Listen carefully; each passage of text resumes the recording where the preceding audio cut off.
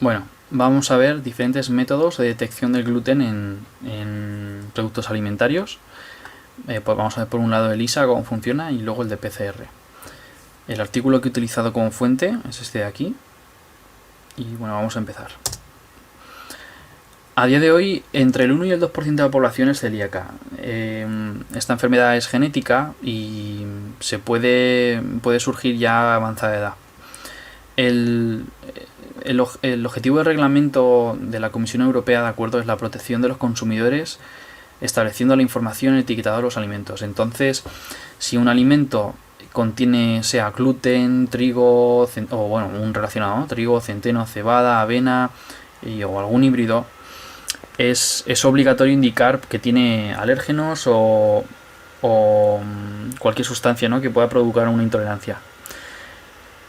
Para que un alimento tenga este sello de libre de gluten, debe tener una cantidad de menos de 20 miligramos kilogramo.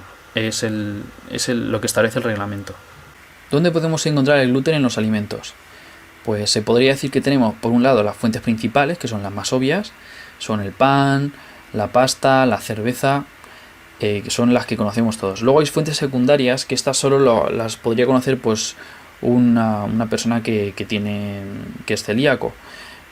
Son potenciadores de sabor, espesantes, emulsificantes, suplementos nutricionales, drogas y cosméticos. Estos se indican en la etiqueta. Sin embargo, luego puede ser que una tercera fuente de gluten sean alimentos contaminados, que en un principio no tengan gluten, pero por la manera en la que se han procesado, de dónde vienen, pues se hayan contaminado. Pueden ser productos derivados del maíz, del arroz, de la quinoa, trigo sarraceno. Entonces, las maneras en las que pueden adquirir el gluten son por rotación de cultivos, transporte y procesado, ¿no?, en el harinado, por ejemplo. Esto de aquí abajo, por ejemplo, son productos que uno no adivinaría que tienen gluten hasta que viera la etiqueta.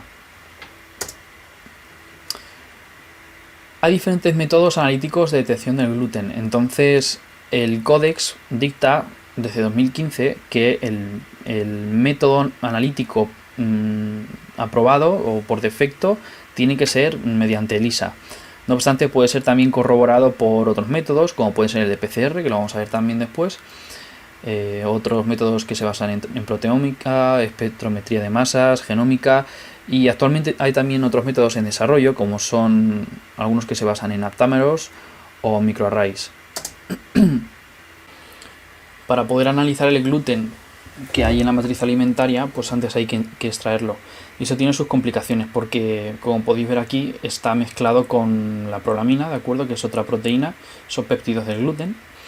Y por un lado la glutanina, que es la proteína del gluten, es insoluble y está mezclada con las prolaminas, que estas sí que son solubles. Ambas contienen péptidos inmunogénicos, que es lo que luego se utilizará en la técnica ELISA, ¿de acuerdo?, para saber la cantidad que hay de cada uno.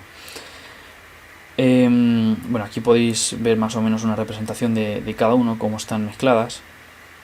Y para cuantificar la fracción que hay de cada uno, pues se establece una constante del 50%. Hay 50% de prolamina y 50% de glutenina. Esto lo establece el reglamento. No obstante, podemos ver aquí que en el trigo, por ejemplo, hay un 90% de glutenina. Y en cebada hay de un 30-50%, y si nos vamos a la avena, hay de un 10 a un 15% de prolamina. Lo que significa que potencialmente, en el peor de los casos, podemos subestimar la cantidad real que hay de glutenina en el producto alimentario, y a pesar de que tenga el sello de libre de gluten, no sea así y se pase del límite, ¿verdad? Entonces, para la extracción de ambas, ¿de acuerdo?, de la prolamina y de la glutenina, si hablamos de harinas, por ejemplo, que son productos no procesados, procesados a procesos de calor, ¿de acuerdo? Con alcohol acuoso basta con extraer la prolamina, y a partir de la prolamina pues se estima la cantidad que hay de glutenina, que es lo que nos importa. Sin embargo, si hablamos de productos procesados, en el proceso de calor se forman enlaces disulfido entre las dos proteínas. lo que hace que sea imposible separar la prolamina de la glutenina. Entonces, para ello se tiene que añadir primeramente un agente reductor para quitar estos enlaces intramoleculares, ¿de acuerdo? Intra e intermoleculares. Este es el tris-2-carboxietilfosfina. Y una vez que ya se han roto esos enlaces, se añade un agente disgregante para separarlos, que es el sodio dodecil sulfato. El método ELISA. El método ELISA ya lo hemos estudiado en clase y bueno, pues ahora voy a explicar cómo se aplica, ¿no?, a la detección del gluten. Por un lado tenemos el anticuerpo que detecta el antígeno. En este caso el antígeno pues van a ser, o sea, lo contienen las glutaminas y los péptidos. Se puede hacer uso tanto de anticuerpos policlonales como monoclonales. Entonces, bueno, ya sabemos que los anticuerpos policlonales derivan de, o sea, se obtienen a partir de los linfocitos de mamíferos como ratones de laboratorio, conejos o animales más grandes como cabras, y que luego son segregados por la glándula mamaria. El inconveniente de los anticuerpos policlonales es que, bueno, no son sensibles a diferentes especies o a diferentes cereales o cultivares. Por otro lado están los anticuerpos monoclonales, ¿de acuerdo?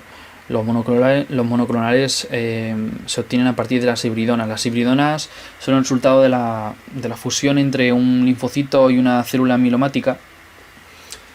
Y pues se pueden obtener solo se obtiene un anticuerpo, ¿de acuerdo? Y, o sea, el mismo epítopo constantemente. De esta manera la reproducibilidad del ensayo está ahí, ¿no? Se puede probar científicamente y no varía, y es específico de cada especie. Entonces, para la detección del gluten se hace uso tanto de la ELISA sándwich como la ELISA competitiva. Vamos a repasar más o menos cómo era y cómo se aplicaría en este caso. Entonces, por un lado tenemos aquí la placa que tiene el anticuerpo de captura. Posteriormente se le añade el antígeno, se forma el complejo antígeno-anticuerpo y se lava el excedente. Después de eso se le añade el anticuerpo marcado, que es este de aquí, ¿de acuerdo?, con una enzima indicadora. Este de aquí se llama el anticuerpo de detección, y entonces se queda como un sándwich. Y ya posteriormente se le añaden las enzimas de coloración que reaccionan y ya tenemos esto.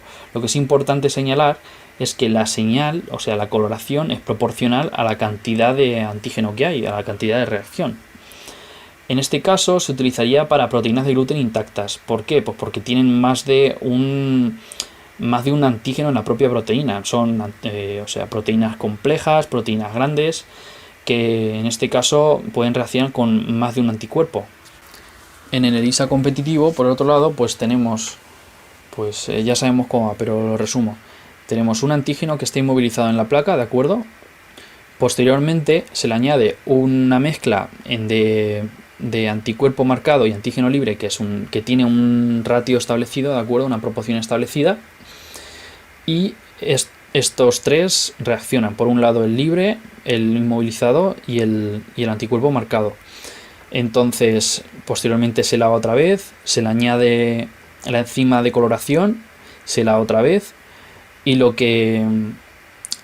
la señal que se obtiene, de acuerdo a la lectura, en este caso no es como el anterior, en este caso es inversamente proporcional a la cantidad de antígeno que hay. Este método se utiliza obviamente pues para proteínas más pequeñas, para proteínas que solo tienen un antígeno, o puedan tener un antígeno, que son más pequeñas, como puedan ser las prolaminas o péptidos de gluten, ¿no? En esta tabla tenemos los kits de detección de gluteína más utilizados, ¿de acuerdo? Y podemos ver los diferentes anticuerpos que utilizan. Entonces, por un lado, los más utilizados son R5, G12, el alfa 20, pero también hacen uso de anticuerpos monoclonales y policlonales. Bueno, pues ahora voy a hablar de la detección de gluten mediante PCR a tiempo real. Obviamente el gluten no se puede detectar mediante PCR directamente. Lo que se fundamenta este método es detectar el ADN o el ARN de especies que conocemos que tienen gluten, como son trigo, espelta, gamuz, centeno, cebada, avena, y a partir de ahí, pues si da positivo, pues se sabe que tiene gluten. Este método es muchísimo más sensible que el anterior. Puedes ver que, por ejemplo, para estos 4 primeros tiene una sensibilidad de 5 miligramos kilo, y para la cebada y la avena tiene 10 miligramos kilo. Y claro, esto se debe a que, vamos, con nada que haya, ya hace miles de millones de copias por minuto. Obviamente usa tintes fluorescentes, pues como pueden ser el Cybergreen, para verificar luego las secuencias de ADN amplificadas. Y una ventaja que tiene este método es que no tiene falsos negativos cuando se trata de alimentos complejos, como pueden ser las salchichas Frankfurt, que tienen muchas cosas, mientras que el método ELISA pues da un 2% de falsos negativos en este tipo de alimentos. PCR da 0. Un inconveniente que tiene es que no es adecuado para comida que ha sido muy procesada, como la cerveza, el sirope o extractos de malta, más que nada por la degradación del ADN. Si no detecta el ADN en este caso, puede ser que tenga gluten, que el gluten que es más estable que el ADN, sin embargo, como no detecta el ADN, pues no te da positivo, ¿no? Entonces, esto es un PCR, se tienen que utilizar los primers, pero no valen cualquier primer para cualquier especie. Entonces, como ya conocemos, bueno, retrocedemos para ver aquí los primers que se utilizarían en el PCR y que son necesarios para que se realice correctamente.